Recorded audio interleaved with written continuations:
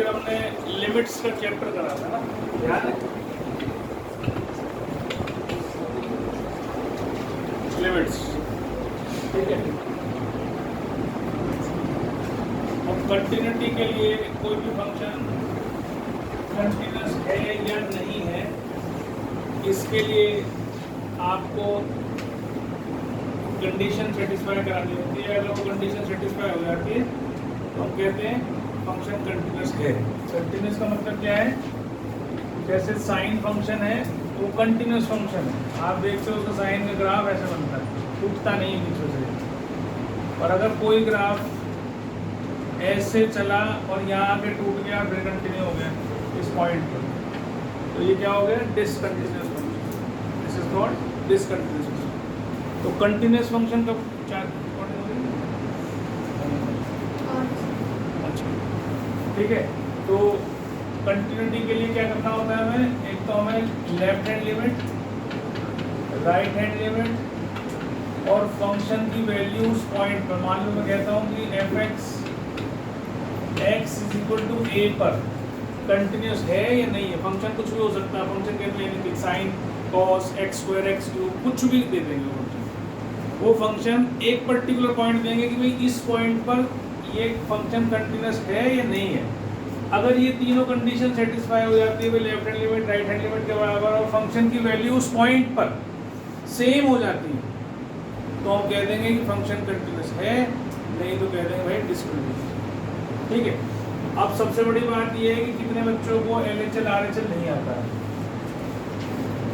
नहीं आता। और माइल की बात हो हाँ जी, आपको भी नहीं आता? और 3 और मेरे वाले तो उठा मत देना। और भी कोई? 4 वैसे तो एक उठा दोगे तो भी कराऊंगी। तो तुमने सीखा नहीं बिल्कुल भी? लिमिट्स का चैप्टर नहीं था? थोड़ा बहुत किया।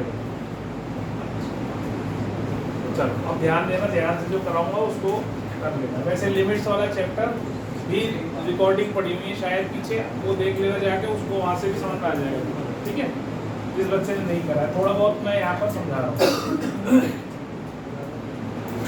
अब देखो फंक्शन मान लो, सपोज करो आपको दे दिया, बेटा बोलो, सपोज दे दिया आपको एक्स स्क्वायर और आपसे कहा भी एक्स इज इक्वल टू 2 पर चेक करो ये फंक्शन कंटिन्यूस है या नहीं है ना। तो सबसे पहले हम क्या करेंगे भाई, इसकी लेफ्ट हैंड लिमिट निकालें। तो अभी फिलहाल उस रिकॉर्डिंग में भी देख लेना, नहीं तो तुम लेफ्ट हैंड लिमिट और राइट हैंड लिमिट निकालते कैसे ये समझा रहा हूँ। क्या होती है ये चीज़, लंबा वो है सेशन लगेगा उसमें, वो मैं नहीं समझा सकता, रिकॉर्डिंग देख लेना उसमें, है ना। अगर उसमें ना मिले तो किसी ने एक्स्ट्रा टाइम में बैठ के पूछ लेना। निकालने का तरीका बता दो कैसे, ठीक है। तो क्या है लिमिट, ऐसे देखो लिमिट के लिए क्या लिखते हैं, या तो LT लिखते हैं या LIM लिख देते हैं, x टेंड्स टू जो भी पॉइंट ऐसे लिखते हैं। तो पहले हम निकाल रहे हैं लेफ्ट हैंड लिमिट। तो जब भी हमें लेफ्ट हैंड लिमिट निकालनी है तो हम इस पॉइंट से थोड़ी सी छोटी वैल्यू लेते हैं, जिसको हम डिनोट किससे करते हैं, 2 नेगेटिव, 2 से छोटी वैल्यू लेनी है। और फंक्शन क्या है मेरे पास, एक्स स्क्वायर, ठीक है। ऐसे तो इसका रिप्रेजेंटेशन है, ऐसे रिप्रेजेंट करते हैं। अब क्या करते हैं इसमें, put x is equal to, जो ये तुमने 2 माइनस लिखा है, 2 में से थोड़ी सी छोटी वैल्यू माइनस कर दी मैंने। h is a very small interval, है ना, h is a very small, तो जाता है h is a very small interval. अब ये इंटरवल क्या है, इंटरवल कुछ ऐसे है कि मेरे को 2 पे पहुंचना है, तो 2 पे मैं दोनों तरह से पहुंच सकता हूँ, इधर से भी पहुंच सकता हूँ और इधर से भी पहुंच सकता हूँ, है ना, इधर की तरफ से या राइट हैंड साइड से लेफ्ट हैंड। तो अब ये जो छोटा सा इंटरवल है, ये वाला, इधर कह लो या इधर कह लो, दिस इज h। अभी हम इस लिमिट्स में टेंड्स टू की बात करते हैं। टेंड्स टू मतलब हम 2 पर पहुंच रहे हैं, वी आर टेंडिंग टूवर्ड्स 2, 2 की तरफ जा रहे हैं, ठीक है। फंक्शन में लिमिट में और फंक्शन की वैल्यू निकालने में बहुत अंतर है। फंक्शन की वैल्यू तो उस पॉइंट पर ही निकाली जाती है, ठीक है। x जैसे मान लो मेरे को F2 निकालना है, FA निकालना है ना मुझे, तो मान लो मेरे को F2 निकालना है, तो मैं सीधा इसमें पुट करूंगा और इसको 2 स्क्वायर मतलब कि 4 लिखूंगा। इसका मतलब उस 2 पॉइंट पर फंक्शन की वैल्यू क्या है 4। 2 पॉइंट पर एट x = 2 फंक्शन की वैल्यू क्या है 4। ये तो हमारी पक्की होगी भाई 4 ही। इसका मतलब क्या है कि अगर हम x टेंड्स टू 2 है, अगर मैं इस वाली वैल्यू को इसमें डाल भी दूं तो ये वैल्यू तो आएगी 4 ही, लेकिन 4 एग्जैक्टली नहीं है, it is tending towards 4। x जो है वो 4 की fx जो है वो 4 की तरफ जा रहा है जब मैं x को 2 डालूं। समझ में आई मेरी बात क्या कह रहा हूँ? टेंड्स टू मतलब है पहुंचना, पहुंचा नहीं, ये पहुंचा हुआ, ये पहुंच रहा है। जब 2 की तरफ जा रहा है तो उसकी वैल्यू क्या है? अब चाहे वो 2 से छोटी वैल्यू से 2 की तरफ मूव करे या 2 से बड़ी वैल्यू से 2 की तरफ मूव करे, है ना, तो क्या होगा? उसकी वैल्यू सेम आनी चाहिए। उसी को हम लेफ्ट हैंड लिमिट और उसकी को हम राइट हैंड लिमिट बोलते हैं। अगर दोनों की सेम आ जाती है तो हम कह देते हैं भाई लिमिट एग्जिस्ट करती है। क्या करती है? लिमिट एग्जिस्ट करती है। अगर लिमिट एग्जिस्ट नहीं करेगी तो फिर हम कंटिन्यूटी की बात ही नहीं करेंगे, क्योंकि जब लिमिट एग्जिस्ट नहीं करेगी तो कंटिन्यूस हो ही नहीं सकता। अब कंडीशन क्या है? Left hand limit right hand limit के बराबर होनी चाहिए। तो पहले निकालो LHL, फिर निकालो RHL, या एक और आसान तरीका, पहले निकालो FA, ये वैल्यू डाल के इसके अंदर निकाल दो। निकालने के बाद फिर उसको LHL को या RHL को निकालो। अगर वही अनइक्वल आ गया तो क्वेश्चन वहीं रुक जाएगा, फिर हमें आगे नहीं जाना, फिर कह रहे हैं फंक्शन इज डिसकंटिन्यूअस।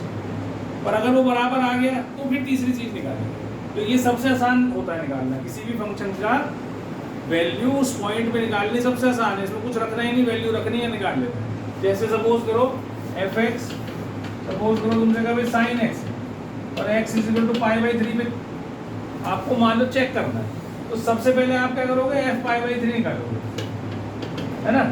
f π/3 निकालोगे तो क्या आ जाएगा? ये sin π/3 मतलब कि √3/2। तो ये आसान है निकालना। फिर उसके बाद हम जाएंगे भाई LHL निकालने या RHL निकालने, ठीक है। अगर वो भी इसके बराबर हो गया तो हम आगे एक स्टेप और बढ़ जाएंगे, फिर LHL की जगह RHL निकालेंगे। तो अभी हम LHL निकालना सीख रहे हैं। तो ये जो इंटरवल है जो 2 की तरफ अभी पहुंचा नहीं है, जो गैप रह गया है, ये जितना पास आता जाएगा इसके उतना ही ये छोटा होता चला जाएगा। अगर ये फंक्शन वैल्यू x2 की तरफ टेंड करेगी तो h किस तरफ टेंड करेगा? 0 की तरफ टेंड करेगा। क्यों करेगा? क्योंकि इसकी गैप जो है वो कम होता चला जाएगा। जितना कम होता है बिल्कुल उसके नज़दीक पहुंच जाएगा तो इसकी वैल्यू नेग्लिजिबल हो जाएगी, मतलब इट विल टेंड्स टुवर्ड्स 0। ये समझ में आ गई बात? तो अब इसके बाद अगला स्टेप मैंने क्या करा? Put x = 2 - h। बिल्कुल सिंपल क्वेश्चन से समझा रहा हूँ। इसकी जगह यहाँ रख दिया मैंने 2 - h, इसका होल स्क्वायर रख दिया। अब यहाँ जब लिमिट फंक्शन को हमने x की जगह h में कन्वर्ट कर दिया तो लिमिट भी हमारी h की ही आएगी। तो मैंने क्या बताया? h टेंड्स टू, जब यहाँ पर लिखूंगा मैं इसके बाद when x टेंड्स टू 2 तो क्या लिखूंगा? h tends to 0। समझ में आ गई बात? जब x 2 की तरफ पहुंचेगा तो h जो है वो 0 की तरफ चलेगा। तो आपने बहुत ज़्यादा सोचना विचार करना नहीं है। जब भी ऐसी स्टेप लिखोगे तो हमेशा h की वैल्यू 0 की तरफ ही जानी है, कहीं और नहीं जाने वाली है ना। x टेंड्स टू ये लिखो 2 जो दे रखा है और वहाँ लिख दो h टेंड्स टू। समझ में आ गई बात? अब इसमें डाल दो उसको। अब ये आगे सब कुछ ये बन गया क्वेश्चन मेरे पास। अब एक बात ध्यान रखना, लिमिट कौन सी एग्जिस्ट नहीं करती है? तो सबसे इंपॉर्टेंट लिमिट थी हमारी जिसमें वो बन रही थी वैल्यू 0/0। मतलब किसी भी फंक्शन के अंदर अगर न्यूमरेटर डिनोमिनेटर दोनों हैं और वैल्यू डालने पर ये वाली, जैसे फॉर सपोज sin x/x है, लिमिट x टेंड्स टू 0 है ना। तो इसको अगर मैं इसके अंदर डाल दूं तो sin 0 डाला और नीचे भी 0 डाल दिया तो 0 तो 0 ही रहेगा, sin 0 भी 0 होता है। तो ये वैल्यू ऐसी है जिसका कोई आंसर आज तक मैथमेटिशियन नहीं दे पाए, है ना। अनडिफाइंड फॉर्म है, अनडिटरमाइंड फॉर्म कह लो, ठीक है। इसका कोई उत्तर उनके पास नहीं है। तो ऐसी 6-7 फॉर्म्स होती हैं जिसमें मेन हमारी कौन सी होती है? ये वाली, एक इन्फिनिटी माइनस इन्फिनिटी या इन्फिनिटी प्लस इन्फिनिटी, ठीक है, और एक जो है कहती है इंफिनिटी इंटू जीरो, एक जीरो की पावर जीरो, इस तरीके से 6-7 है ये जो, पर हमारे काम जो आती है वो ज़्यादा से ज़्यादा ये मैक्सिमम और हद से अधिक है, बस इससे ज़्यादा हमारे उसमें काम नहीं आती। ठीक है, तो हम दो चीज़ों पे ध्यान रखें, हमारा फोकस यही रहेगा 0/0। अब ये 0/0 बन जाता है तो फिर हमारा लिमिट्स में काम ही ये होता है कि हम इस 0/0 की लिमिट को किसी भी तरीके से हटाएं। कैसे? फॉर एग्जाम्पल सपोज करो क्वेश्चन है आपके पास ये, ठीक है, और लिमिट x टेंड्स टू 2 है ना। अब इसके अंदर से 2 डाल दो, 2 डालो, 4 -10 +6 0, या नीचे डाल के 0 2 - 2 0/0 फॉर्म बन गई। अब मैं क्या करूँगा, उसके फैक्टर बनाऊंगा। अब मेरे को 0/0 की फॉर्म चाहिए नहीं, क्योंकि ये वैल्यू तो है नहीं, इसकी वैल्यू तो निकल नहीं सकती। तो मैं क्या करूँगा, ये 2 जो नीचे वाला 0 है उसको हटाने की कोशिश करूँगा इस फैक्टर को, ताकि ये 0 इसका 0 ना हो पाए डिनोमिनेटर। तो मैंने उसके 2 फैक्टर बना दिए, x - 2 x - 3, और नीचे क्या है x - 2, लिमिट क्या है x टेंड्स टू 2। अब ये मैंने बना दिया। अब जब इस वैल्यू को डाल के देखो, अब भी 0/0 बन रहा है, नहीं बन रहा। तो ये इसका आंसर आ गया, मतलब 2 - 3 क्या आ गया, समझ में आ गई बात मेरी। जो चैप्टर्स में पिछले साल की चीज़ लग रही है, पता नहीं मुझे कि मेरी उसमें है कि नहीं है लिमिट्स वाली, पर तुम उसमें देख लेना, अगर मिल जाए तो बहुत अच्छी बात है, नहीं मिले तो मुझे बता देना बेटा, एक दिन एक्स्ट्रा क्लास लेके समझा दूँगा सब चीज़ों को, क्योंकि ये सब चीज़ें ऐसी हैं जो तुम्हें समझ में नहीं आएंगी।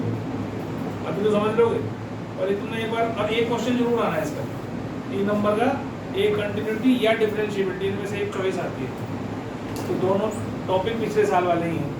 कंटिन्यूटी तो लिमिट्स नहीं करोगे तो कंटिन्यूटी आएगी ही नहीं। मैंने यहाँ अपने वाले बच्चों को तो बहुत समझा के कई बार करवाया भी था, वो किसने करा किसने नहीं करा मुझे नहीं पता, पर जिसने अगर वहाँ पढ़ी हुई है तो एक बार पुराने वाले भी देखना चाहे तो जाके देख लेना, कर लेना, क्योंकि वो जितने भी क्वेश्चन हमने वहाँ करे थे वो सारे आने वाले हैं यहाँ, उससे भी टफ आएंगे।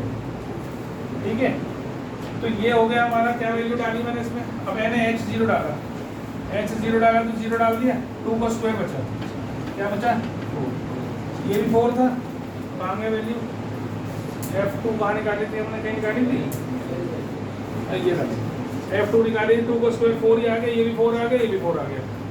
इसका मतलब LHL के बाद अब मुझे RHL भी निकालनी पड़ेगी, तो मैंने अब RHL पे चला मैं।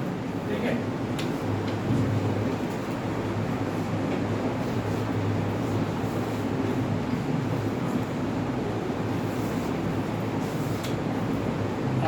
अब RHL के लिए क्या करते हैं, मैंने इसलिए बिल्कुल सिंपल क्वेश्चन लिया है ताकि तुम्हें अभी कंसेप्ट समझ में आए कि LHL RHL में हमें करना क्या, करना सब में एक से ही काम है, कोई डिफरेंट नहीं है काम करना, है ना, सब में एक से ही काम करना। हर एक में 2 यहाँ -h करना है, हर एक में जो भी पॉइंट दे रखा हो यहाँ उसमें -h, एक बार +h। अभी जो मैं कर रहा हूँ उसको देखो, limit x tends to 2 plus function क्या है x2, ये मेरी RHL। अब इसमें क्या करूँगा, put x is equal to 2 plus h, फिर लिखूंगा x tends to 2 तो h tends to 0, है ना। चाहे इधर से आऊँ चाहे इधर से आऊँ, इंटरवल कम होता चला जाएगा जैसे जैसे मैं 2 के पास पहुँचने लगूंगा। यहाँ मैंने पुट कर दिया 2 plus h, इसका whole square, limit h tends to 0। अब मैंने 0 डाल दी तो तुम देखोगे 2 स्क्वायर, ये भी क्या आ गया 4, है ना, ये भी 4, ये भी 4, ये भी 4, तीनों इसका मतलब बराबर हो गए, फंक्शन इज कंटिन्यूअस। ठीक, अब तुम्हें इसका भी एक वो बता देता हूँ कि भाई फंक्शन हमने क्या लिया था, ये लिया, है ना। अब ये फंक्शन तुमने पढ़ा हुआ है, किसे पढ़ा हुआ है, क्लास 11 में, बताओ कहाँ पढ़ा था,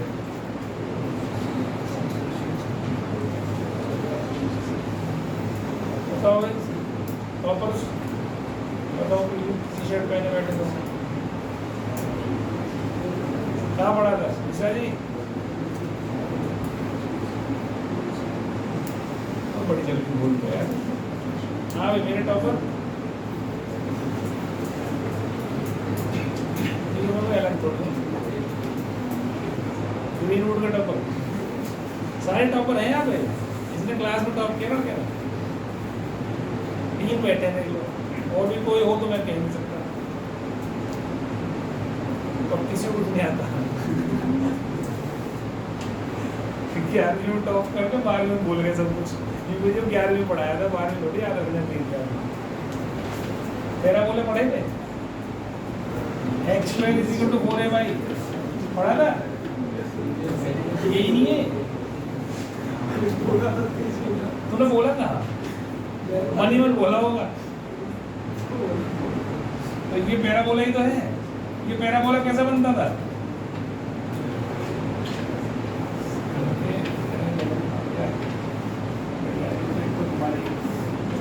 जीरो हो जाएगा यहाँ से, देख कहाँ लिखूंगा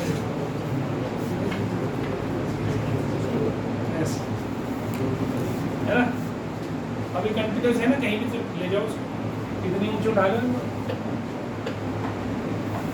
तो it is a continuous graph. यही तो लिखा था मैंने, x square f x is equal to x square. समझ में आ रही है मेरी बात?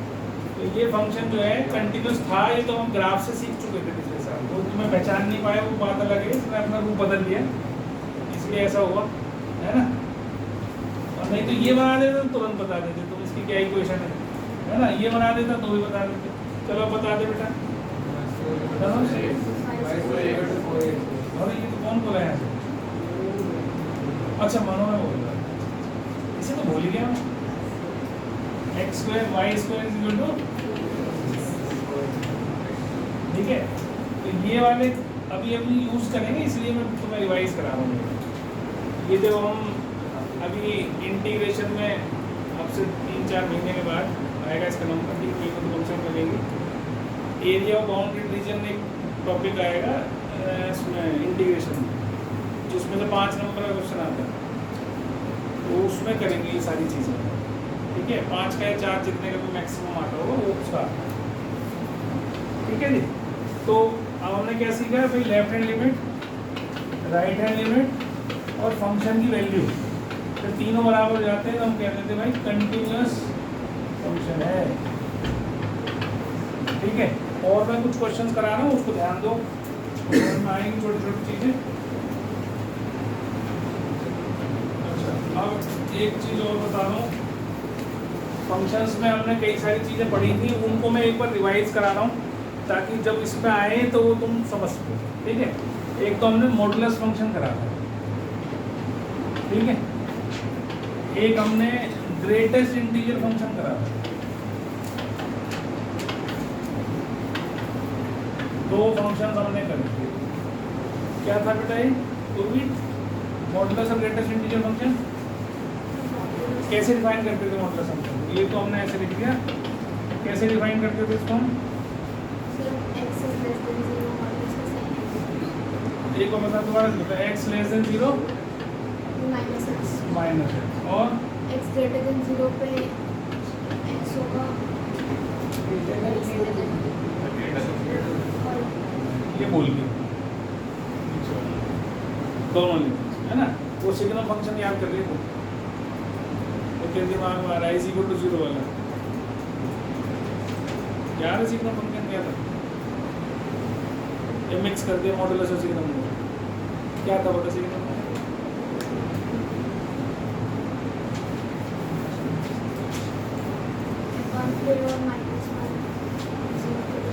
क्या था वो फंक्शन? क्या था?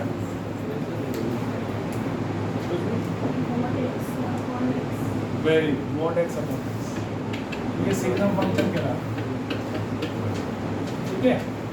This is called signal function. इसका यूज हमारे उसमें अभी नहीं है मिला, लेकिन वैसे बता रहा हूँ सिग्नल फंक्शन, ठीक है। तो मॉडुलस एक्स जो था वो ये होता है कि सपोज करो मैं -5 की वैल्यू मॉडुलस में डाल रहा हूँ, तो इसका आंसर तो 5 ही आना है, और +5 डाल दूँ तो भी आंसर कितना आना है? 5, है ना। पर अगर मैं मॉडुलस हटाता हूँ तो ये अंदर वाली वैल्यू नेगेटिव भी हो सकती थी और पॉजिटिव भी हो सकती है, दोनों ही हो सकती है ना। तो नेगेटिव तो होगी जब x की वैल्यू 0 छोटी होगी तो ये नेगेटिव होगा, और जब बड़ी होगी तो पॉजिटिव, 0 होगी तो भी पॉजिटिव में कहलाएगी, ठीक है। तो ये ध्यान रखना है मॉडुलस फंक्शन करते वक्त ऐसे लाना। अब जैसे फॉर एग्जांपल क्वेश्चन कुछ इस तरह से आ गया,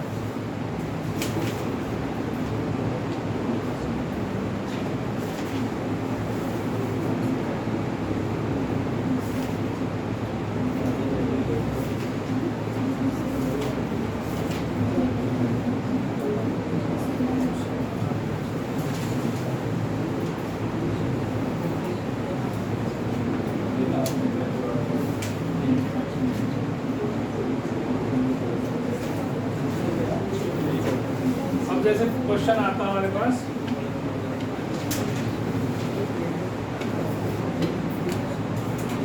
fx modulus x upon x not equal to 0 और 1 when x is equal to 0। इसकी कंटिन्यूटी चेक करनी है, ठीक है। पहले ध्यान से समझो, उसके बाद फिर उतारना है इसको। तो अब मैंने कहा मॉडुलस फंक्शन कैसे डिफाइन करते हैं, वैसे डिफाइन करते हैं। इसका मतलब इस मॉडुलस फंक्शन की दो वैल्यूज होंगी, एक लेसर होगी और एक ग्रेटर होगी।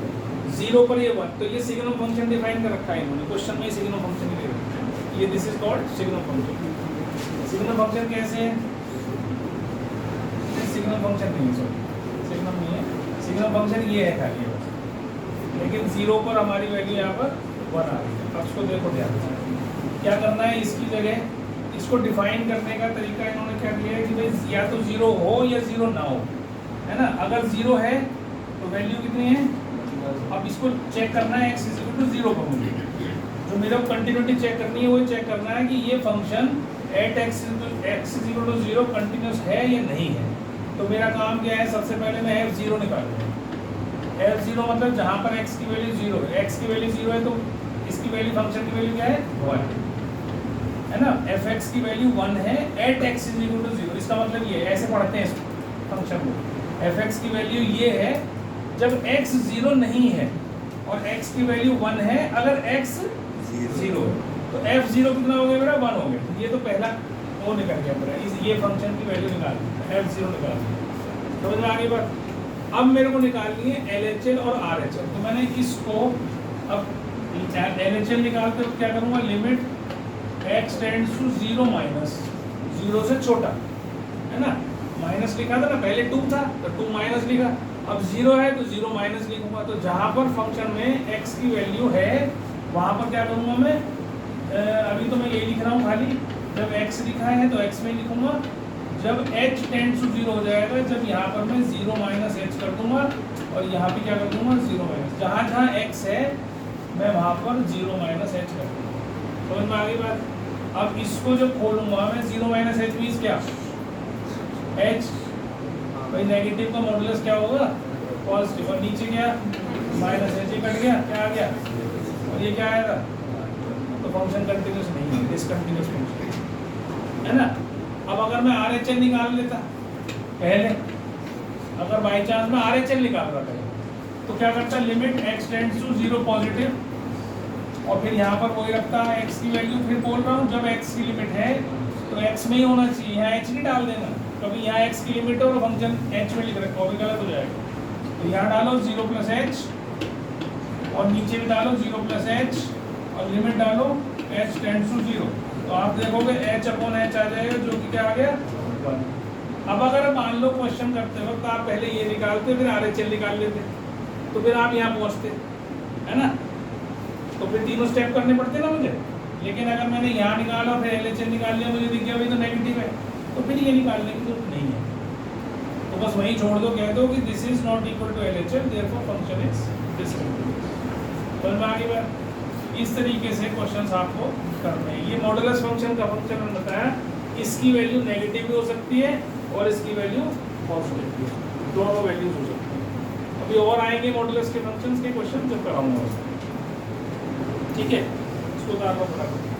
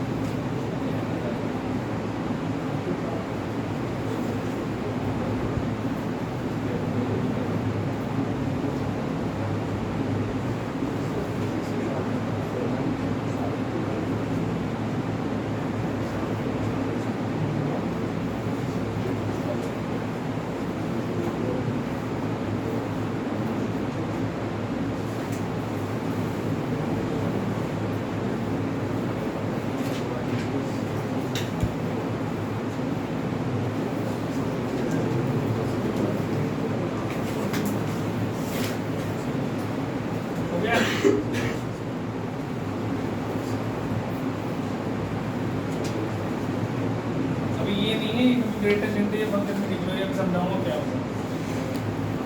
ये कंप्लीट करना है।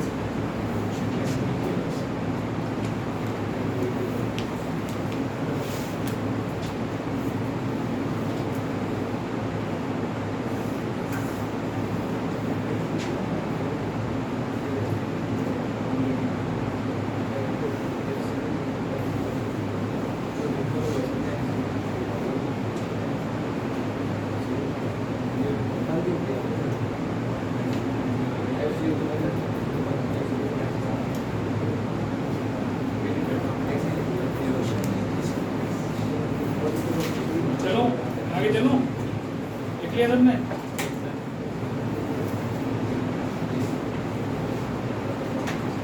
हो गया बेटा, चल दो आगे, माइंड उतार लिया। चलो अब क्या समझा रहा हूँ, ग्रेटेस्ट इंटीजर फंक्शन।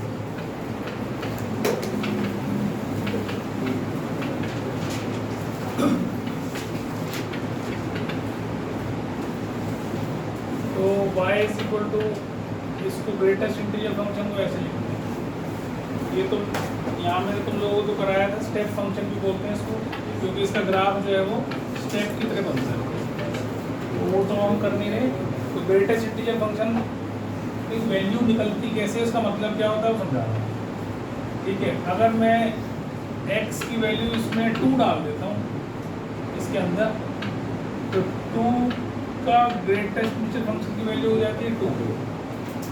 अगर मैं इसके अंदर 2.2 डाल देता हूँ तो भी इसका आंसर 2। ये 2 3 वाला कौन बोला?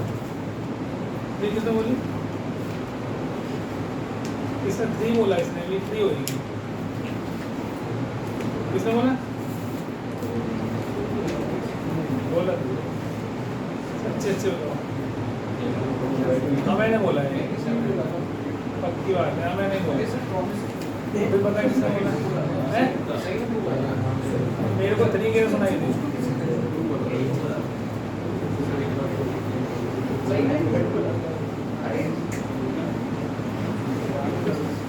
टू 2.9 है तो क्या होगा मैं बता चल है 2,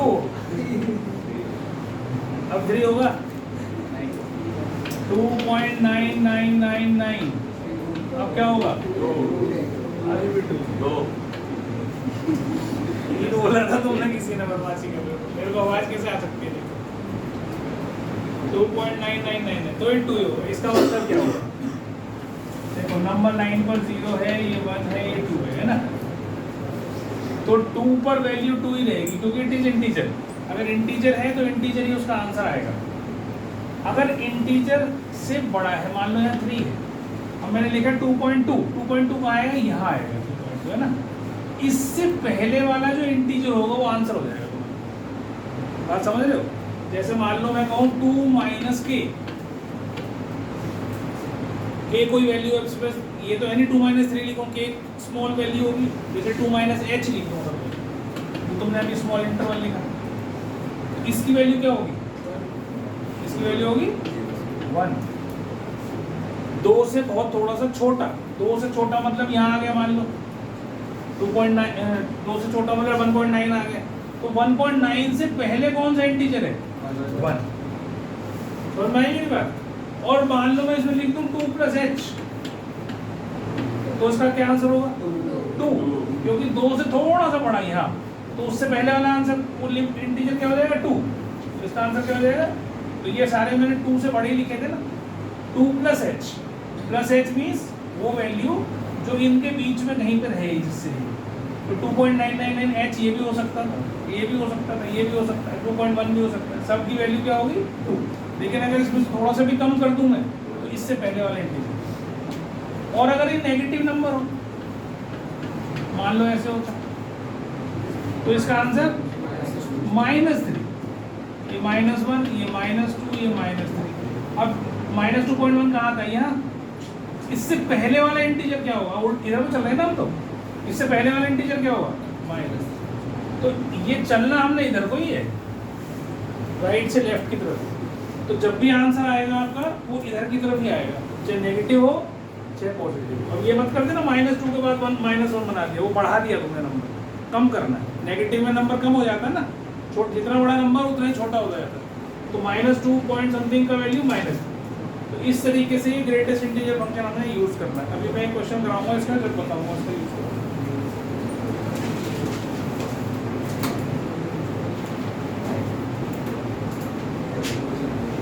ठीक है, अब मैं कुछ फॉर्मूले लिखवा रहा हूँ तुम्हें, जो यहाँ पे यूज होंगे, मिटा दो उसको, कर दो आगे, ये तो लिख ही लोगे, इसको याद रखना बस। तो एक तो फॉर्मूला हमने जो है ये करा था sin x बाई एक्स 1 के इक्वल। एक फॉर्मूला हमने करा था tan x by x is equal to 1। एक फॉर्मूला हमने करा था, अब ये याद कर लेना आप लोग सारे फॉर्मूले, ठीक है। लिमिट x टेंड्स टू 0, एक करा था log 1 plus x upon x, ये भी 1। लिमिट e है, e जिसमें log में देखो दो तरह के log आएंगे, एक में आएगी लिमिट e बेस e और x, और एक में कुछ और आएगा, मान लो मैं ऐसे लिख दिया। तो इसमें और इसमें बहुत अंतर है ना। जितनी डिफरेंशिएशन हम करेंगे, जिसमें फॉर्मूले भी लिखेंगे हम डिफरेंशिएशन के, आप ये मान के चलो कि जहाँ पर बेस नहीं लिखा हुआ है किसी क्वेश्चन में, तो उसका बेस ई है। सपोज कर लो बेस ई है, अगर कुछ और है तो लिखेंगे भी, और इसको डिफरेंशिएशन करने में बिल्कुल डिफरेंट तरीके से होगा, है ना। इसका आंसर कुछ और आएगा, इसका आंसर कुछ और आएगा। तो अगर मैं फॉर्मूले में बेस नहीं लिख रहा हूँ, दैट मीन्स यहाँ बेस क्या है, ई है। नहीं कुछ नहीं याद करना, कुछ नहीं याद, बस ऐसे ही याद करना है उसको, ठीक है। और एक था हमारे पास limit x tends to 0, a की power x minus 1 upon x, ये क्या होता है log a to the base e, log a इसका आंसर होता है। और क्या करा था बच्चों, कुछ याद है?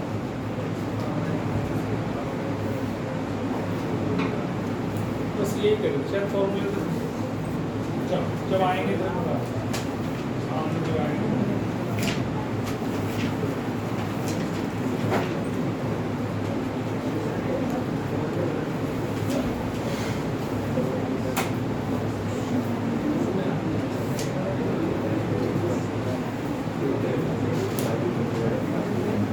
ठीक है, और जो अभी हमने पिछले चैप्टर में भी फॉर्मूले मैंने लिख दिए थे आपके लिए, वो फॉर्मूले भी भूलने नहीं है, एक बार फिर से लिख रहा हूँ। 1 minus cos x 2 sine square x by 2 और 1 plus cos x 2 cos square x by 2। ये फॉर्मूले आपको नहीं भूलने, है ना। और ये फॉर्मूले की वही sine x 2 sine x by 2 cos x by 2, ये सारे फॉर्मूले आपके अप्लाई होते हैं। Cos x cos square x by 2 minus sine square x by 2, ये सारे फॉर्मूले ऐसे हैं जो बार बार कहीं पे भी किसी भी चैप्टर में यूज हो जाएंगे। ट्रिग्नोमेट्री के लास्ट ईयर के मैं कई बार कह चुका हूँ, याद कर लो, नहीं तो ये हर चैप्टर में भूल जाएंगे ऐसे।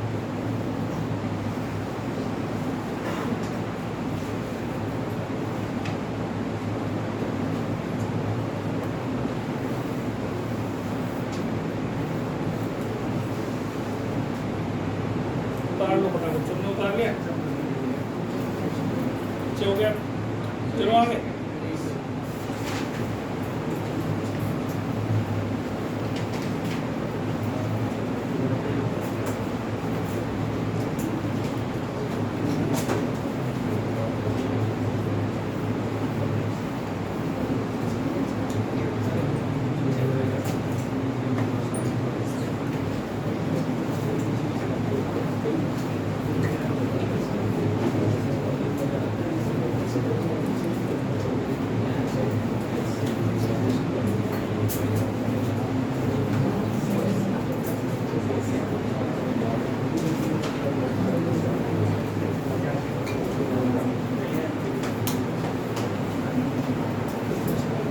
चलिए नेक्स्ट देखिए आप इसमें क्वेश्चन क्या है हमारे पास,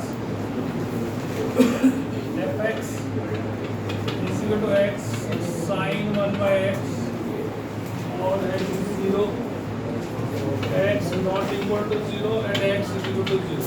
ये फंक्शन डिफाइन कर दिया, और at x is equal to 0 check its continuity, continuity check करनी है x इक्वल टू 0, ठीक है।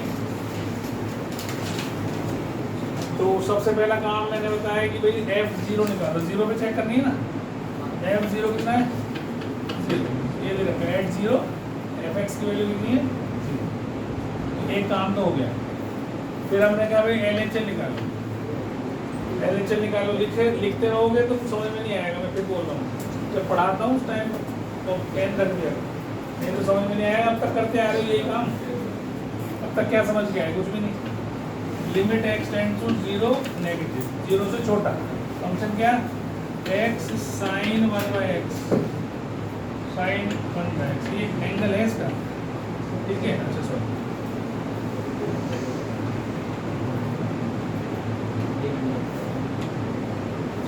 x sin, ठीक है। अब मैंने क्या बताया, पुट x को क्या लिखो 0 - h, अभी लिखो x टेंड्स टू, अगर 0 है तो h will also tends to 0, जैसे जैसे ही 0 के पास पहुंचेगा h भी 0 हो जाएगा, इंटरवल। अब इसको पुट करो, इसको जहाँ जहाँ ये है 0 - h sin 1/0 - h, limit h tends to, ठीक है।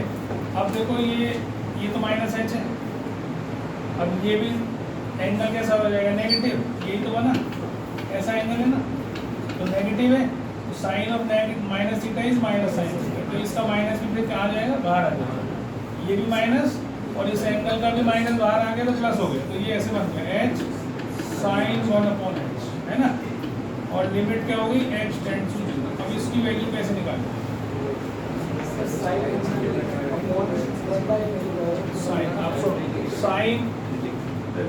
साइन 1/h अपॉन 1/h और लिमिट h टेंड्स टू 0, ऐसे कह रहा है ना बेटा, है ना। अब जरा इसके अंदर ये वैल्यू डाल के देखो, क्या ये 0/0 की फॉर्म बन रही है,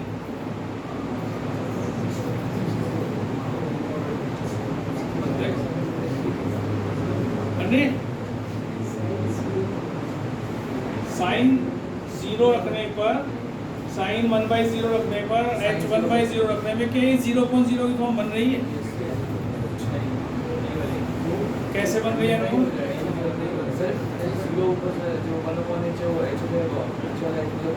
अच्छा मतलब ये ऊपर चला जाएगा तो फिर नीचे 0 कहाँ बचा है,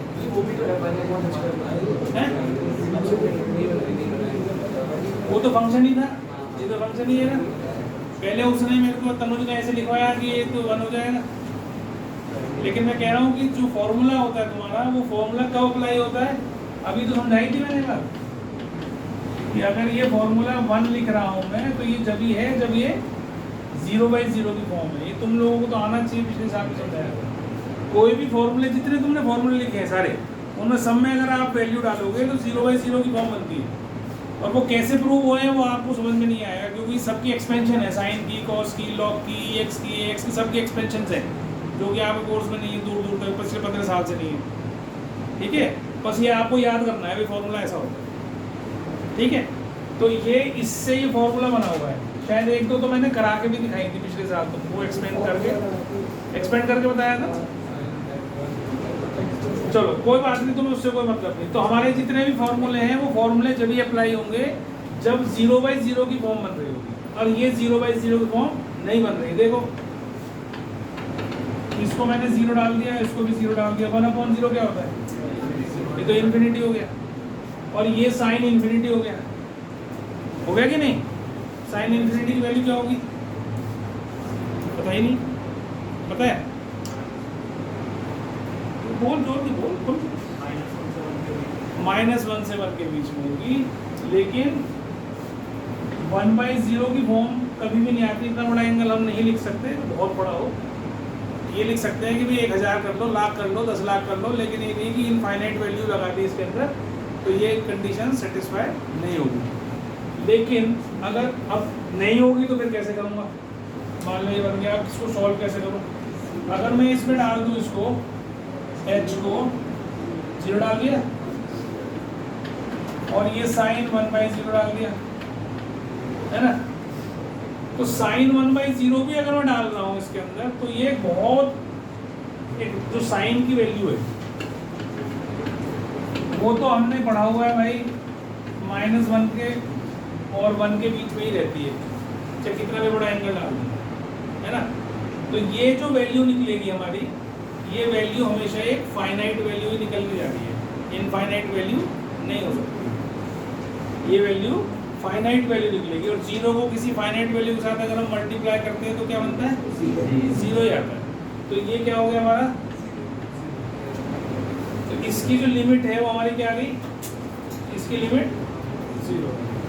अब बच्चे ज़्यादातर जो इसने तनुज ने भाग भाग के कर दिया था इसे बंद कराते हैं, है ना। तो ये 1 नहीं बनाना है इस क्वेश्चन में, बस यही खासियत थी इस क्वेश्चन में, केवल यही एक इम्पोर्टेंट चीज़ थी कि आपको इसको ऐसे नहीं लिखना है जैसे उसको लिखा था कि इसने h को, जो ऊपर h था उसको 1/h करके लिख दिया था और उसको लिख दिया 1, तो क्वेश्चन गलत हो जाएगा। समझ में आ गई बात। तो जब भी कोई क्वेश्चन ऐसा आए तो अब इसको यहाँ पर से आप लिख सकते हो, यहाँ पर जब लिखोगे तो यहाँ लिखना 0 इंटू फाइनाइट वैल्यू, फिर 0 लिखना।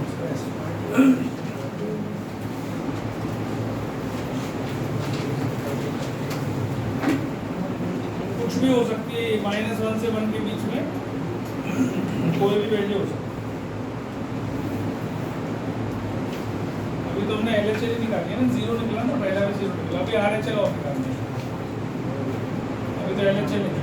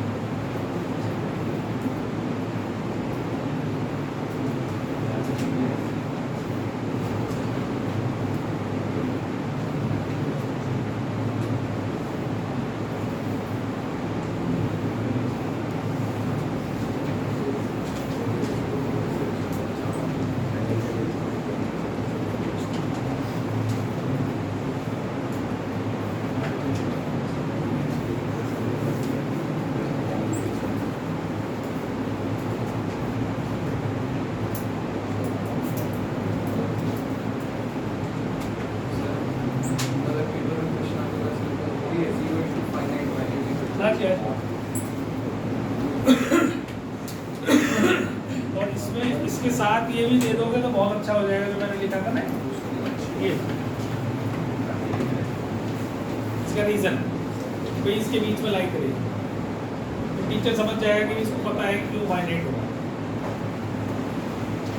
अब इसके बाद हम करते हैं इसका RHL निकालते। देखो दो वैल्यूज क्यों निकालनी, इसके आगे क्यों निकालनी, क्योंकि ये भी 0 थी और ये भी 0 आ गई, तो RHL भी निकालना जरूरी है। तो RHL निकालने के लिए मैंने यहाँ से स्टार्ट करा, मैं इसी को कर रहा हूँ, और ये प्लस, ठीक है, और फिर यहाँ प्लस, यहाँ भी प्लस, फंक्शन फिर वही बन गया, और फिर ये लिख दिया मैंने। तो इसका मतलब इसका आंसर भी क्या आएगा, तो इसका मतलब LHL, RHL और फंक्शन की वैल्यू एट 0, ये तीनों बराबर हो गए, तो कह दो फंक्शन इज क्वाड्रेटिक, ठीक है।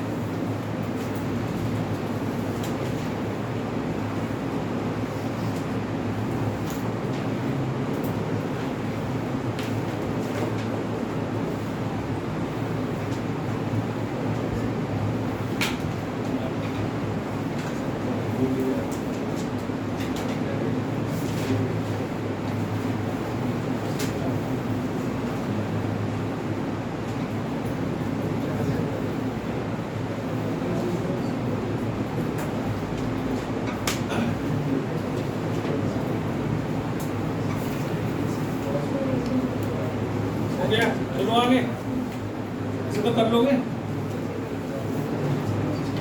चलो नेक्स्ट देखो, अब ये एग्जाम्पल का क्वेश्चन है, इसको ध्यान से कर लेना।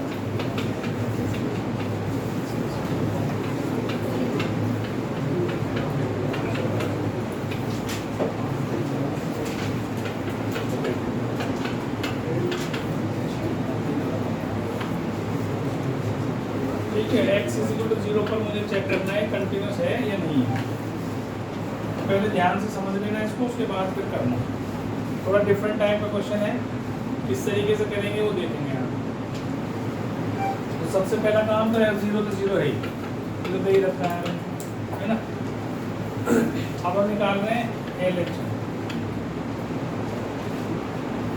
Limit x tends to 0 minus, जहाँ पर ये है e की power 1 upon x minus 1 upon e की पावर 1 अपॉन x प्लस, ऐसे लिख दिया, रिपोर्ट करा मैंने। x is equal to 0 minus h, तो यहाँ देखो e की पावर, ये 0 माइनस h करूँगा तो कैसे हो जाएगी, माइनस 1 अपॉन h हो जाएगा कि नहीं, यहाँ नीचे नेगेटिव आ जाएगा ना, ये माइनस h ही तो हो गया, और x टेंड्स टू 0 तो x टेंड्स टू 0 ऐसे लिख देंगे। और इसमें भी ऐसे लिखो, ये भी माइनस 1 बाई एच प्लस 1 हो जाएगा। किसी को नहीं समझ में आया तो बोल देना। इसमें समझ में आ गया सबको, कंप्लीट। अब नेगेटिव नंबर है, इसको कैसे लिखूँ मैं, 1 अपॉन ई की पावर 1 बाई एच, ऐसे कर सकता हूँ, और इसको भी ऐसे कर सकता हूँ, ठीक है। और लिमिट क्या है, एच टेंड्स टू, इसको मैंने ऐसे कर दिया। क्लियर होगी बात। तो आगे नेगेटिव पावर को पॉजिटिव बनाना है तो नीचे ले आते हैं, नीचे से ऊपर ले जाओगे तो नेगेटिव, नेगेटिव ऊपर नीचे करने पर साइन बदल जाए, ये तो सबको पता होगा। अब अगर मैं इसको सिर्फ सॉल्व कर रहा हूँ, e की पावर 1 अपॉन h, और इसमें लिमिट कैसी है मैंने डाली, h टेंड्स टू, तो मैंने h 0 डाल दिया इसमें, तो ये हो गया 1 अपॉन 0। 1 अपॉन 0 की वैल्यू होती है इन्फिनिटी, कोई भी कांस्टेंट वैल्यू ऊपर है और डिनोमिनेटर में 0 है तो उसकी वैल्यू क्या होती है, ऐसा क्यों होता है, क्योंकि किसी भी वैल्यू के नीचे अगर हम नेग्लिजिबल, 0 मीन्स एग्जैक्ट 0 नहीं, अगर बहुत नेग्लिजिबल सी वैल्यू डालते हैं, बहुत छोटी सी, 0.0000000 30 बार 50 बार 0 रखा 1, तो कितनी बड़ी वैल्यू बन जाएगी। अगर 1 के नीचे मैं 0.000000000000000000000000000 है ना, इससे आसान तरीके नहीं समझाने के। अभी कितनी 0 हो गई, 1 2 3 4 5 6 7 8 9 10 11 12 13 14 15 16 17, 10 की पावर, तो ये ऊपर चली जाएंगी 17, नीचे क्या रह जाएगा 1, कितना बड़ा, कितनी बड़ी वैल्यू होगी। तो मतलब डिनोमिनेटर में अगर हम बहुत छोटी सी वैल्यू रख दें तो कितनी बड़ी वैल्यू बन जाएगी, है ना। और इसका उल्टा कर दूं और डिनोमिनेटर में बहुत बड़ी वैल्यू रख दूं तो जो वैल्यू आंसर आएगा वो नेग्लिजिबल आएगा, बहुत छोटा सा हो जाएगा, तो that will be equal to 0। तो हमेशा ध्यान रखो 1 अपॉन 0 इन्फिनिटी और 1 अपॉन इन्फिनिटी 0। नीचे बहुत बड़ी वैल्यू रखी तो वो छोटी सी होगी, और जब छोटी सी रखी तो बड़ी होगी। तो आप ये देखो, ये 1 अपॉन 0 तो इसका मतलब e की पावर क्या होगी, इन्फिनिटी। अब e जो है एक कांस्टेंट वैल्यू है जो 2 और 3 के बीच में लाई करती है ना, ये कांस्टेंट इसकी वैल्यू है, e की वैल्यू है 2.73 के करीब करीब होती है। अब वो वैल्यू के ऊपर अगर मैं इनफाइनाइट पावर चढ़ा दूं, मतलब बहुत बड़ा नंबर लिख दूं, तो कैसा आएगा भाई, 2 की पावर इन्फिनिटी लिख दूं, मान लो इन्फिनिटी का मतलब बहुत बड़ा नंबर, तो बहुत बड़ी वैल्यू आ जाएगी, ह्यूज, तो लगभग इन्फिनिटी आ जाएगी, बहुत बड़ी वैल्यू है ना। तो मतलब e की पावर इन्फिनिटी कितनी हो गई, इन्फिनिटी। आगे बात समझ में, इतनी बात समझ में आती सबको। अब आ जाते नीचे यहाँ पर, अब मैंने इसके अंदर डाल दिया, ठीक है, इसकी लिमिट लिखूंगा तो ये 1 अपॉन ई की पावर 1/0 लिखी, -1 इसकी लिखी 1 अपॉन ई की पावर 1/0 और +1, ये तो समझ में आएगी होगी कि भाई लिमिट डाल दिया हमने, डाल दी लिमिट। अब e की पावर इन्फिनिटी बन गई है, क्या लिखना, 1 अपॉन ई की पावर इन्फिनिटी बन गई -1, और ये क्या बन गई 1 अपॉन ई की पावर इन्फिनिटी +1। इतनी बात समझ में आ गई सबको। और e की पावर इन्फिनिटी क्या होती है, e की पावर इन्फिनिटी 2 की पावर अगर मैं कहूँ 1 लाख लिख दो, वही 1 लाख बहुत बड़ी वैल्यू हो जाएगी। तुम 2 की पावर 64 निकाल के दिखा दो अपने कैलकुलेटर से, ये नहीं निकाल सकते अपने कैलकुलेटर पे। ध्यान हो, तुम्हें जीपी में एक क्वेश्चन करवाया था मैंने, कहानी भी सुनाई थी। एक राजा ने एक चेस बोर्ड बनवाया, सुनाई थी, और उसने कहा कि भी हर खाना जो बनाऊंगा उसमें 64 ब्लॉक्स होते हैं, चेस तो देखा होगा, 64 स्क्वायर्स होते हैं उसके अंदर। उस जगह पे हर खाने के लिए, एक बनाने के लिए मैं 1 सोने की मुद्रा लूँगा, और अगले वाला जब बनाऊंगा सेकंड तो उससे डबल हो जाएगी, तीसरा बनाऊंगा तो उसकी डबल हो जाएगी, ठीक है। तो इस तरीके से उसने डबल नहीं करा, पावर में बढ़ाया उसने। जैसे पहली वाले की जैसे 1 लिखा, 2 लिखा, और फिर 2 में 2 की स्क्वायर करा, फिर 2 का क्यूब करा, ऐसा जीपी बना लिया उसमें। तो मैं इतनी मुद्रा लेता जाऊँगा, तो लास्ट में जो लास्ट वाली 2 होती है वो 2 की पावर 64 बन गई। और फिर सम लगाया, तुम अपने कैलकुलेटर में कैलकुलेट करके भी दिखाई दी मैंने शायद तुम्हें, तुम्हारे कैलकुलेटर में इतनी हिम्मत नहीं है कि 2 की पावर 64 निकाल दो, इतनी बड़ी वैल्यू हो जाती है। समझ रहे हो मेरी बात को, मतलब बहुत बड़ी वैल्यू है। तो अगर मैं 2 की पावर इन्फिनिटी दे दूँ तो वो तो कैलकुलेट हो ही नहीं सकती तुमसे, पॉसिबल नहीं है ना। तो इसलिए ये बहुत बड़ी वैल्यू है, आगे ये बहुत बड़ी वैल्यू है। तो ये बहुत बड़ी वैल्यू है, तो ये मैंने इसमें क्या लिख दिया, और बहुत बड़ी वैल्यू को हम क्या लिखते हैं,